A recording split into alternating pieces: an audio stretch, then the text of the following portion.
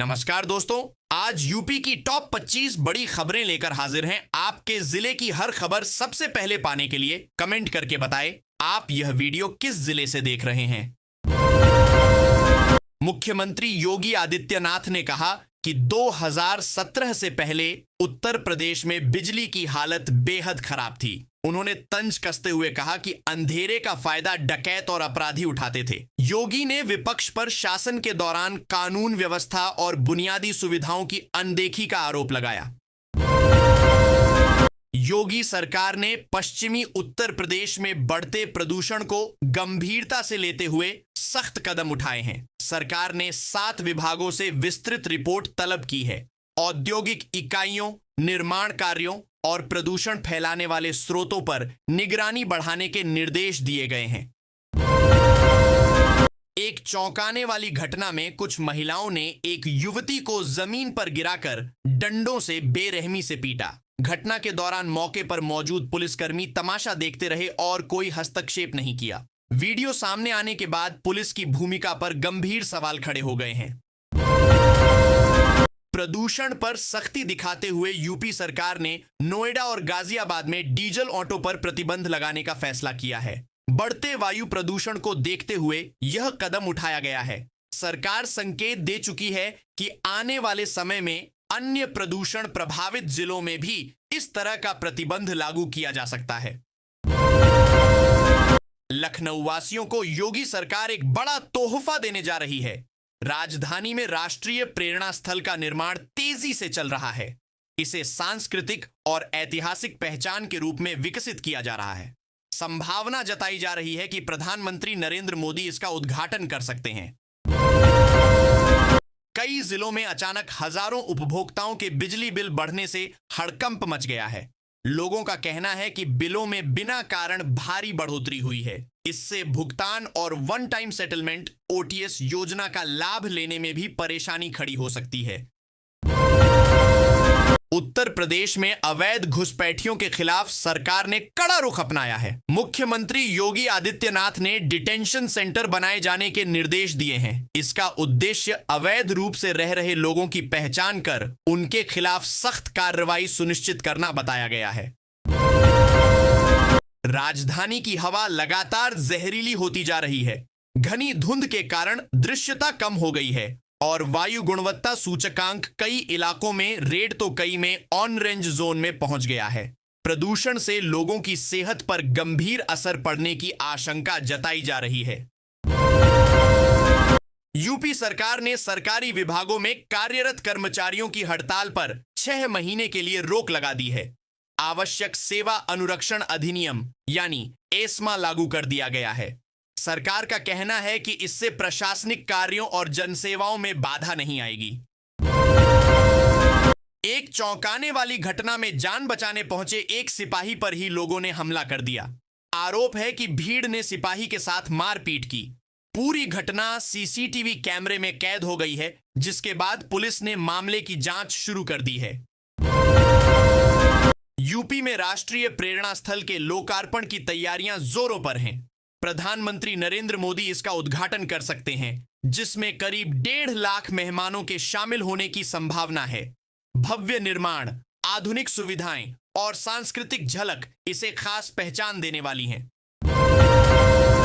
केंद्रीय मंत्री पंकज चौधरी द्वारा मुख्यमंत्री योगी आदित्यनाथ के पैर छूने की तस्वीरें सामने आई हैं। इसे दोनों नेताओं के बीच दूरी की अटकलों पर विराम लगाने की कोशिश के तौर पर देखा जा रहा है। इस मुलाकात से राजनीतिक संदेश देने के संकेत भी माने जा रहे हैं। यूपी में एसआईआर को लेकर सपा प्रमुख अखिलेश यादव ने बड़ा बयान दिया है। उन्होंने चुनाव आयोग से इस प्रक्रिया पर पुनर्विचार की मांग की है। अखिलेश का कहना है कि एसआईआर से बड़ी संख्या में मतदाता प्रभावित हो सकते हैं, जिससे चुनावी निष्पक्षता पर सवाल उठते हैं। एक चौंकाने वाले मामले में जीजा की डिग्री लगाकर साला दिल का डॉक्टर बन बैठा। लंबे समय तक वह मरीजों का इलाज करता रहा, लेकिन एक गंभीर गलती के बाद उसकी पोल खुल गई।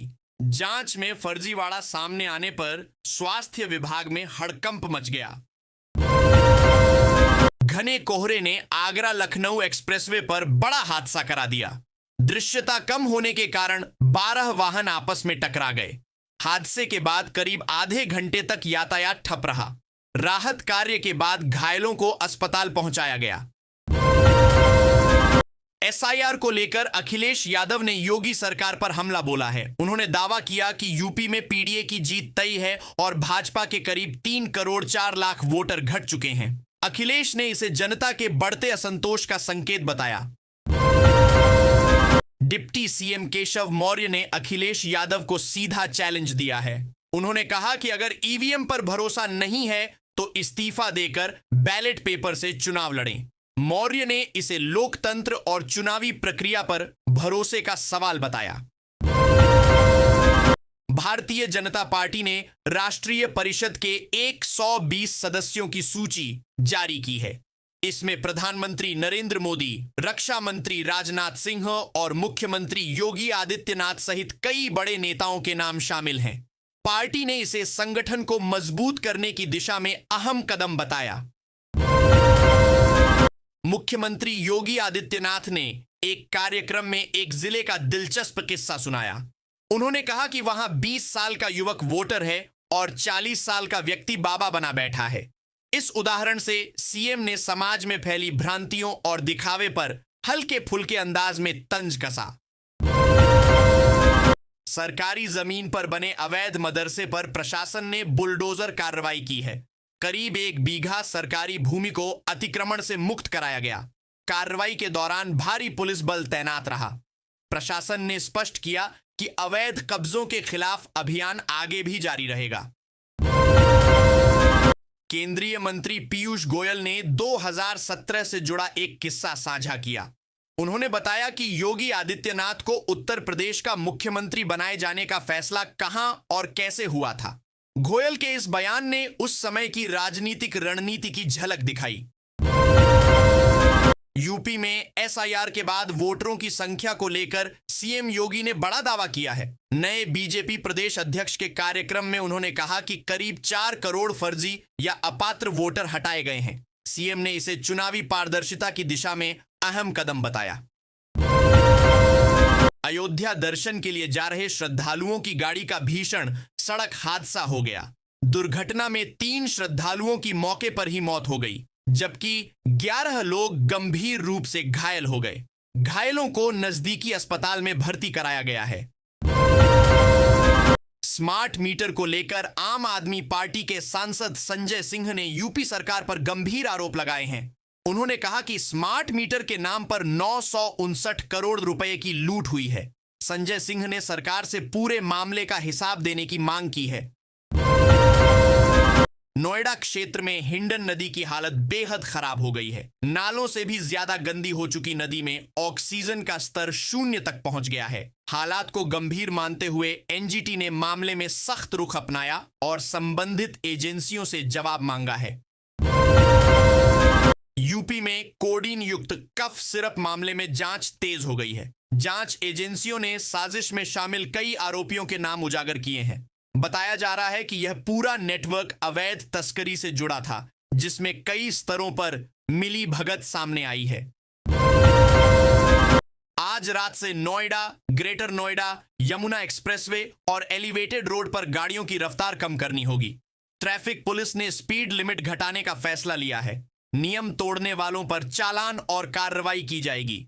ड्राइवरों को सतर्क रहने की सलाह दी गई है। ग्रेटर नोएडा के जेपी प्रोजेक्ट में फंसे घर खरीदारों को बड़ी राहत मिल सकती है। लंबे समय से अटके प्रोजेक्ट में अब 6500 से ज्यादा फ्लैट मिलने की उम्मीद बढ़ी है। प्रशासन और बिल्डर स्तर पर प्रक्रिया आगे बढ़ने से खरीदारों में उम्मीद जगी है। YouTube देखकर पत्थरी का ऑपरेशन करने का खौफनाक मामला बाराबंकी से सामने आया है। झोला छाप ने महिला का ऑपरेशन किया, जिसके कुछ समय बाद उसकी मौत हो गई। मामले के खुलासे के बाद स्वास्थ्य विभाग और प्रशासन पर गंभीर सवाल उठ रहे हैं। कानपुर में हुए सामूहिक विवाह कार्यक्रम में रसगुल्लों की लूट का मामला चर्चा में रहा। अब व्यवस्थाओं को लेकर समाज कल्याण अधिकारी शिल्पी सिंह को हटा दिया गया है। जांच में कार्यक्रम के संचालन में गंभीर लापरवाही सामने आने की बात कही जा रही है। नमामि गंगे योजना के तहत कानपुर में चल रही खुदाई में सोने का हार और चांदी का सिक्का निकलने की अफवाह फैलाकर ठगों ने नया पैंतरा अपनाया। लोग लालच में आकर ठगी का शिकार हुए। पुलिस ने मामले की जांच शुरू कर दी है। टिकट चेकिंग के दौरान एक टीटी अचानक चलती ट्रेन में गिर पड़ा। उसे हार्ट अटैक आया और मौके पर ही उसकी मौत हो गई। यात्रियों के सामने हुई इस घटना से ट्रेन में अफरा तफरी मच गई और सभी स्तब्ध रह गए। डबल मीनिंग रील बनाने के आरोप में यूट्यूबर शादाब जकाती को गिरफ्तार किया गया है। सोशल मीडिया पर आपत्तिजनक कंटेंट को लेकर वह विवादों में था। हालांकि कानूनी प्रक्रिया के बाद वह जेल जाने से बाल बाल बच गया। मथुरा का रेड जोन इलाका अब डिजिटल डकैतों का अड्डा बनता जा रहा है। पहले नकली सोने की ईंट बेचने वाले गिरोह सक्रिय थे, अब साइबर क्राइम भी बढ़ गया है। पुलिस के लिए यह इलाका बड़ी चुनौती बन चुका है। पूर्वांचल एक्सप्रेसवे के एक मैनेजर को गंभीर आरोपों में नौकरी से टर्मिनेट कर दिया गया है। आरोप है कि वह कपल्स के निजी वीडियो रिकॉर्ड कर उन्हें ब्लैकमेल करता था। पीड़ितों की शिकायत के बाद जांच हुई, जिसमें सबूत मिलने पर कार्रवाई की गई। प्रसिद्ध कथावाचक पुंडरीक गोस्वामी की पत्नी रेणुका को लेकर लोगों में खास जिज्ञासा है। रेणुका ऑक्सफोर्ड से पढ़ी लिखी हैं और उनका खेल जगत से भी नाता रहा है। वे हॉकी की खिलाड़ी रह चुकी हैं और सामाजिक गतिविधियों में भी सक्रिय हैं। प्रेमानंद महाराज काली कार में काफिले के साथ जा रहे थे, तभी एक बुजुर्ग ने उन्हें मधुकरी दी। महाराज ने काफिला रुकवाया और विनम्रता से उसे स्वीकार किया। यह दृश्य देखकर वहां मौजूद लोगों की आंखें भर आईं और माहौल भावुक हो गया। कोडीन युक्त सिरप तस्करी के बड़े नेटवर्क का एसटीएफ ने भंडाफोड़ किया है। यूपी के 4 जोन में एक साथ कार्रवाई करते हुए 9 बड़े आरोपियों को गिरफ्तार किया गया। जांच में सामने आया कि नेटवर्क कई राज्यों तक फैला हुआ था। अयोध्या राम मंदिर प्राण प्रतिष्ठा की दूसरी वर्षगांठ तय तारीख को मनाई जाएगी। कार्यक्रम में रक्षा मंत्री राजनाथ सिंह और मुख्यमंत्री योगी आदित्यनाथ के शामिल होने की संभावना है। इस अवसर पर धार्मिक और सांस्कृतिक आयोजन भी किए जाएंगे। यूपी में अयोध्या के जिला होम्योपैथिक चिकित्सा अधिकारी पर कार्रवाई हुई है। दवा खरीद में गड़बड़ी की शिकायत के बाद जांच के आदेश दिए गए हैं। आरोप है कि खरीद प्रक्रिया में कमीशन खोरी का खेल चल रहा था। अयोध्या में सरयू तट पर कोरियाई रानी हो थीम पर एक पार्क बनाया जा रहा है। यह पार्क भारत और कोरिया के ऐतिहासिक संबंधों को दर्शाएगा। इसमें कोरियाई संस्कृति, वास्तुकला और ऐतिहासिक कथाओं की झलक देखने को मिलेगी। शादी की रस्मों के बाद दुल्हन को अपने बॉयफ्रेंड की याद आ गई और वह शादी से इनकार कर बैठी। जयमाला के बाद वह सीधे प्रेमी के घर पहुंच गई। हालांकि बाद में कहानी में ऐसा मोड़ आया जिसने दोनों परिवारों को चौंका दिया। मुख्यमंत्री योगी आदित्यनाथ ने युवाओं को 2 अहम सलाह दी हैं। उन्होंने कहा कि भविष्य सुरक्षित रखना है तो नशे से दूर रहें और शॉर्टकट की सोच से बचें। सीएम ने मेहनत, अनुशासन और सही दिशा में प्रयास को सफलता की कुंजी बताया। पश्चिम बंगाल की मुख्यमंत्री ममता बनर्जी को लेकर मंत्री विजय लक्ष्मी ने दावा किया कि उन्होंने एसआईआर फॉर्म पहले ही भर दिया था। मंत्री के अनुसार अगर ऐसा न किया होता तो उनका नाम मतदाता सूची से कट सकता था। बयान ने राजनीतिक बहस तेज कर दी है। परीक्षा देकर लौट रहे एक छात्र और उसके दादा की दर्दनाक सड़क हादसे में मौत हो गई। दोनों डीसीएम वाहन की चपेट में आ गए। हादसे के बाद इलाके में शोक की लहर दौड़ गई और परिजनों का रो रो कर बुरा हाल है। अगले साल यूपी में पंचायत चुनाव होने हैं। मुरादाबाद दौरे के दौरान सीएम योगी ने एसआईआर को लेकर सख्त हिदायत दी। उन्होंने अधिकारियों को निर्देश दिया कि मतदाता सूची में किसी भी तरह की गड़बड़ी न होने पाए। मथुरा का रेड जोन इलाका अब डिजिटल अपराधियों का गढ़ बनता जा रहा है। पहले नकली सोने की ईंट बेचने वाले गिरोह सक्रिय थे, अब साइबर क्राइम तेजी से बढ़ा है। पुलिस के लिए यह इलाका बड़ी चुनौती बन चुका है। फर्जी दस्तावेजों के सहारे एक व्यक्ति ने करीब 10 साल तक सरकारी नौकरी की। जांच में मामला सामने आने के बाद उसके खिलाफ एफआईआर दर्ज की गई और उसे निलंबित कर दिया गया। विभागीय जांच भी शुरू कर दी गई है। देश की पहली हेली एम्बुलेंस सेवा का टोल फ्री नंबर जारी कर दिया गया है। इस सेवा का लाभ गंभीर रूप से घायल या आपात स्थिति में फंसे मरीज उठा सकते हैं। दूर दराज के इलाकों में यह सेवा जीवन रक्षक साबित होगी।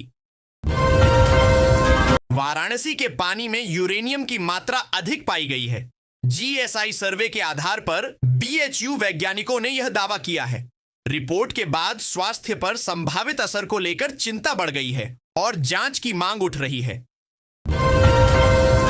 ताजमहल के दीदार को आसान बनाने के लिए आगरा ट्रैफिक पुलिस ने बड़ा फैसला लिया है। नए रोड मैप के तहत ट्रैफिक डायवर्जन, पार्किंग व्यवस्था और पैदल मार्गों में सुधार किया जाएगा। इससे पर्यटकों को जाम से राहत मिलेगी और ताजमहल तक पहुंच सुगम होगी। निजी संपत्ति से जुड़े मामलों पर हाई कोर्ट ने अहम टिप्पणी की है। अदालत ने कहा कि निजी संपत्ति के विवादों में न्यायालय अनावश्यक दखल नहीं दे सकता। ऐसे मामलों का निपटारा तय कानूनी प्रक्रिया और सीमाओं के भीतर ही किया जाना चाहिए। दहेज के आरोप लगाकर एक दुल्हन ने शादी तोड़ दी। वहीं दूल्हे का दावा है कि लड़की ने मोटा होने की वजह से 7 फेरे लेने से इनकार किया। मामला सामने आने के बाद दोनों पक्षों के आरोप प्रत्यारोप चर्चा का विषय बन गए हैं।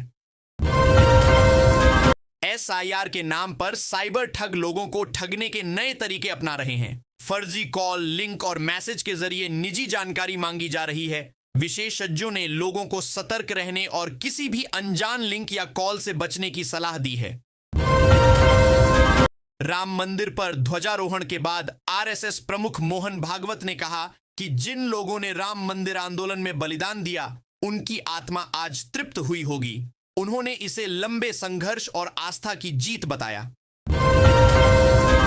राम मंदिर में ध्वजारोहण कार्यक्रम को लेकर सीएम योगी आदित्यनाथ ने कहा कि यह केवल यज्ञ की पूर्णाहुति नहीं, बल्कि राष्ट्र की सांस्कृतिक चेतना का प्रतीक है। उन्होंने अयोध्या को भारत की आस्था का केंद्र बताया। सीएम योगी आदित्यनाथ ने राम मंदिर के ध्वजारोहण समारोह पर पोस्ट करते हुए कहा कि आज राष्ट्र राममय और धर्ममय है। उन्होंने इसे भारत की सांस्कृतिक विरासत और आस्था के पुनर्जागरण का ऐतिहासिक क्षण बताया। श्री राम जन्मभूमि मंदिर के शिखर पर धर्म ध्वज फहराने की तैयारियां पूरी कर ली गई हैं। प्रधानमंत्री नरेंद्र मोदी कार्यक्रम में शामिल होंगे। सीएम योगी ने अयोध्या पहुंचकर व्यवस्थाओं का जायजा लिया और अधिकारियों को जरूरी निर्देश दिए।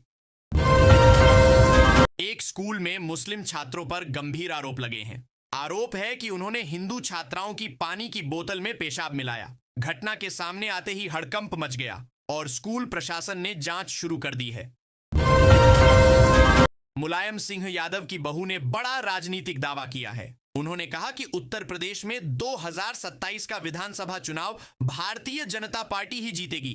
बयान को लेकर राजनीतिक हलकों में चर्चा तेज हो गई है।